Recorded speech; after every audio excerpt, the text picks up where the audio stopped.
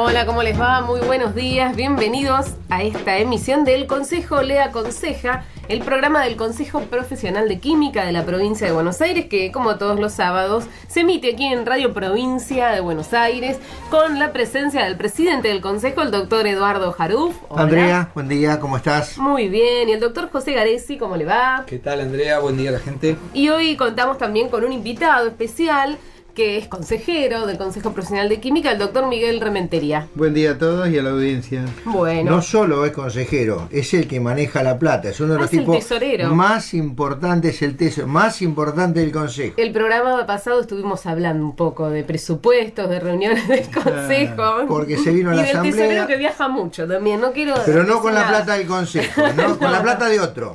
No sé si es la de quién pone la plata de los ¿quién la pone? Y además, Preguntale de dónde viene. ¿De dónde viene, doctor? ¿De dónde viene? Ahora, bueno, el último viaje... Profesionalmente. Bueno, entonces, no, el último viaje fue de placer, de Orlando y Miami, por 15 años de mi hija, que le debíamos eso, en vez de hacer una fiesta hicimos eso. Ah, qué bien que haya ido con ustedes, porque a veces las chicas eligen ir con las amigas, dejan afuera a los padres, la familia.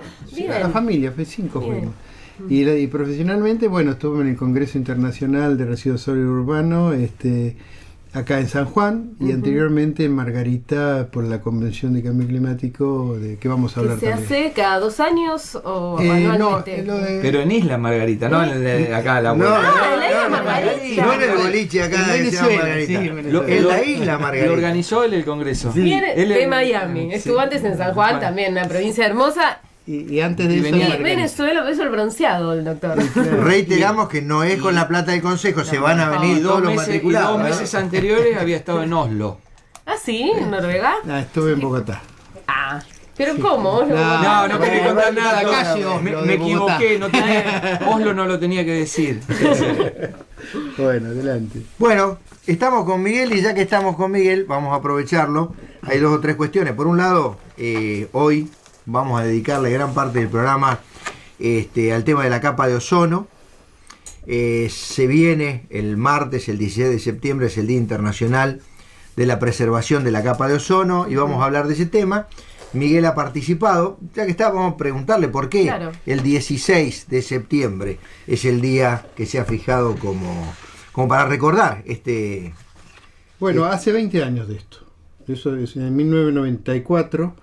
Fue cuando se firmó el Tratado de Montreal, y ahí se declara el protocolo relativo a esto, que es un protocolo internacional donde se regula todos los productos y todos los componentes químicos que de alguna forma afectan a la capa de ozono, y de hecho, al afectar la capa de ozono nos va a afectar a nuestra salud, sobre todo a la parte externa nuestra, ¿no es cierto? La epidermis, la dermis, todo. Creo que lo vamos a hablar después. Esos son los SAO, es de la sigla para caracterizar que son las sustancias que afectan a la capa de ozono. Esos son los COPS. Ah, claro, en inglés, está bien. Exactamente.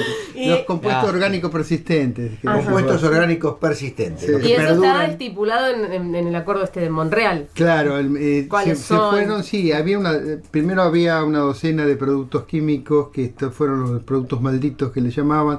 Ahora esa docena pasó a tener ya más de 30, y cada vez se incorporan, Naciones Unidas incorporan más elementos y productos químicos que afectan a la capa de ozono, y además nos afecta directamente a nuestra salud y a nuestro permanente cotidiano andar por lugares donde nos exponemos, sobre todo en el verano, en las playas y demás.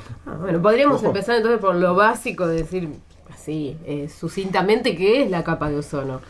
Como de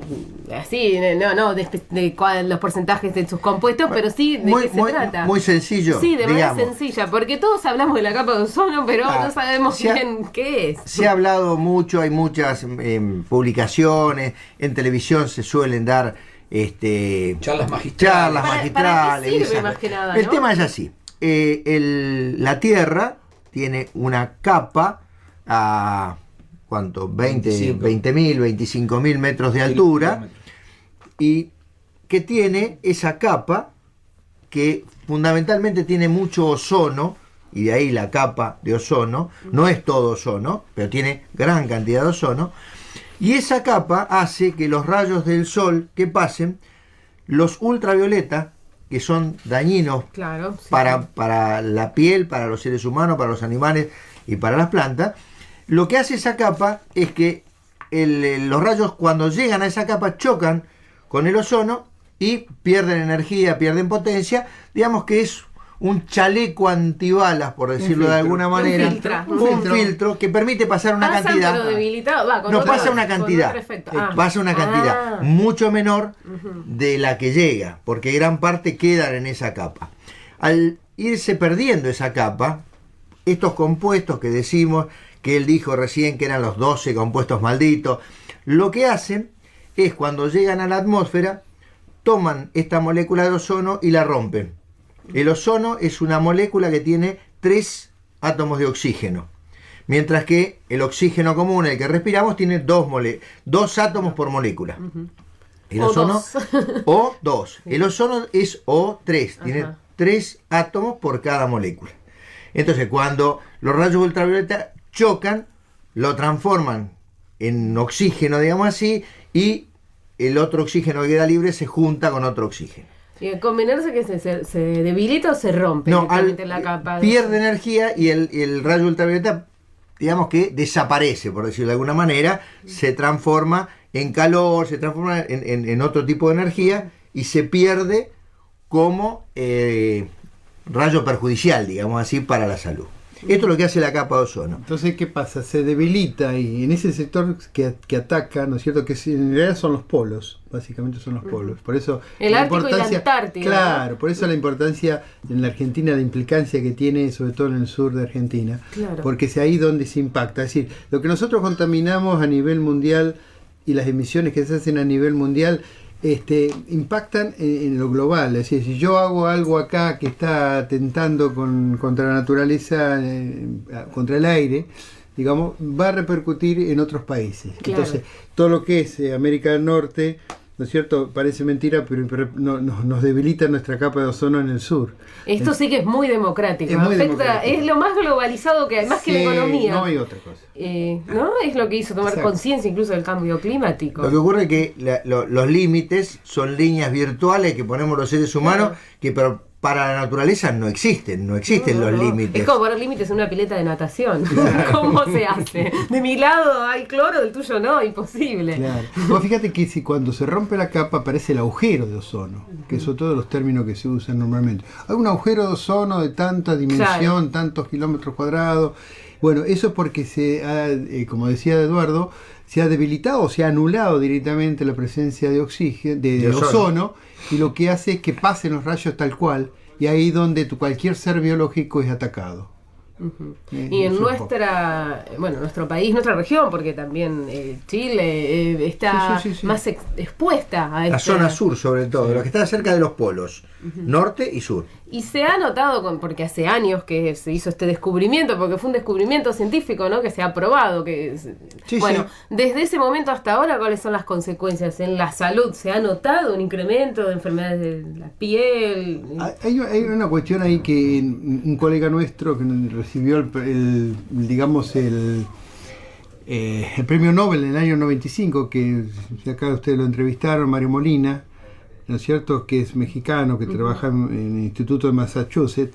Él le dan el premio Nobel en el año 95 por el estudio de la capa de ozono, y de ahí nace lo que sería el impacto que tiene la capa de ozono sobre el sistema del cambio de clima. Lo que llamamos ahora el cambio climático.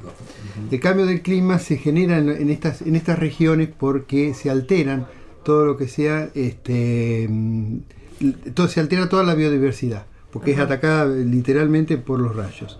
Entonces, de esa forma, ¿qué tenemos? Un aspecto muy negativo en cuanto a que los gases, ¿no es cierto?, que estamos emitiendo, tengamos que decir cuáles son, detectarlos y además cambiarlos por otros productos. Claro. Y ahí es donde entramos a manejarnos en Montreal, en ese momento, se reúnen en Naciones Unidas 190 países y dicen, bueno, acá tenemos que cambiar esta docena maldita por otros. ¿Se sustituyeron Se sustituyeron y realmente fue uno de los convenios que hoy por hoy en la actualidad han tenido más éxito. Los únicos respetados. Y los claro, únicos respetados porque realmente, no sé, creo que se ha tomado mucha conciencia el sector industrial, sobre todo los fabricantes de gas para heladeras, todo lo que sea Aerosoles. Freones, claro, freones que se usan en refrigeración, aerosoles y demás, y también los que se usan para, digamos, desinsectar la frutilla. Ajá. Son productos químicos que realmente han sido reemplazados y que son muy agresivos. ¿Y por qué se tomó en cuenta cuando a veces, aunque sea por el bien común y de la humanidad, no se puede? Acá hubo buenos lineamientos, se pudo hacer efectivo este reemplazo de productos, o simplemente ser una toma de conciencia. Yo creo que fue tan notorio que era grave y el avance fue tan rápido que por una cuestión de subsistencia hasta los grandes países dijeron no, esto va en serio. Esos compuestos lo que hacían o lo que hacen es ir a la capa de ozono, romper el ozono, hacerlo desaparecer, de ahí el agujero de ozono. Que además, acotamos, no se recupera, ¿no? La capa de ozono se puede restaurar de alguna manera. Y se podría restaurar. Pero naturalmente sí. se hace. Sí, sola se acomoda. Pero ¿qué pasa? Pierde espesor.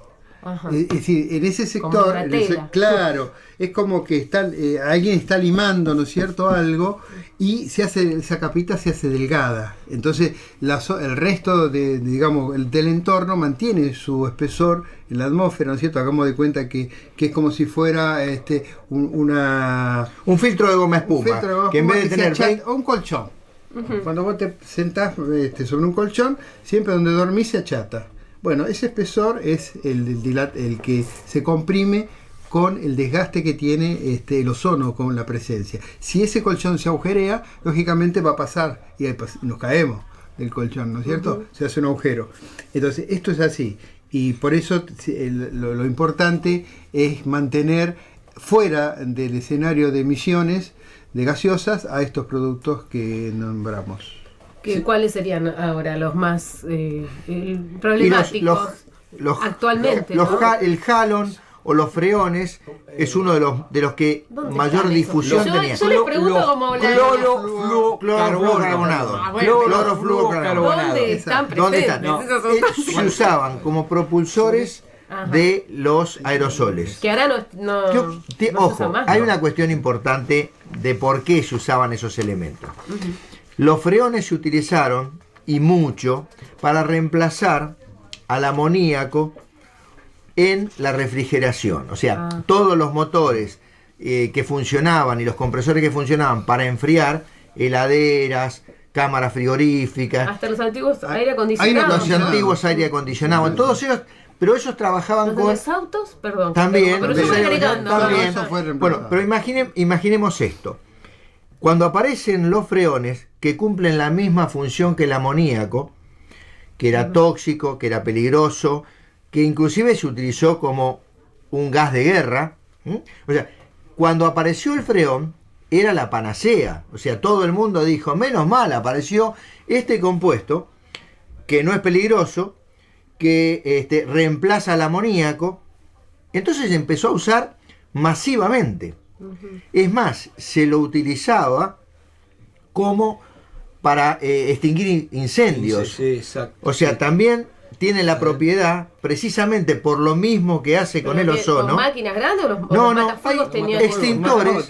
Hay extintores que ahora tienen otro producto similar a pero que no ataca la capa de ozono. Entonces, por la misma reacción, cuando vos tenés un incendio, hay un montón de compuestos intermedios que los halon los tomaban y cortaban esta combustión y apagaban el incendio.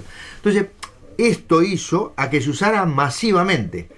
Cuando se detecta que hay un efecto adverso contra la capa de ozono, la cosa avanzó tan rápido por todo lo que se había usado que hubo que tomar medidas drásticas. Y eso lo entendieron, hablemos claramente, las grandes potencias y las grandes empresas que trabajaban con esto no tuvieron más remedio, a mi juicio. Por ahí, además, fue que tenían una conciencia ecológica importante. A mi juicio me parece que fue más el susto que dejaron de fabricarse estos compuestos, en principio 12, como dice. Porque no eran los dueños de la patente de fabricación de los freones, esto. Después y se podían cambiaron las vender. patentes. El tema de patentes lo podemos tratar otro día. Fíjate vos que en la Argentina, la zona del litoral, la zona de Rosario, Santa Fe, los que les gusta la frutilla para ir a visitar ahí y comerlas directamente. Frutilla de coronda. Claro, Qué de coronda y rico. demás, usaban el bromuro de metilo. Bromuro de metilo, que también Ese es uno de los componentes que se desterró también, ¿no? Porque con eso limpiaban, digamos, los suelos y no tenían contaminación y las frutillas eran gordotas y grandotas.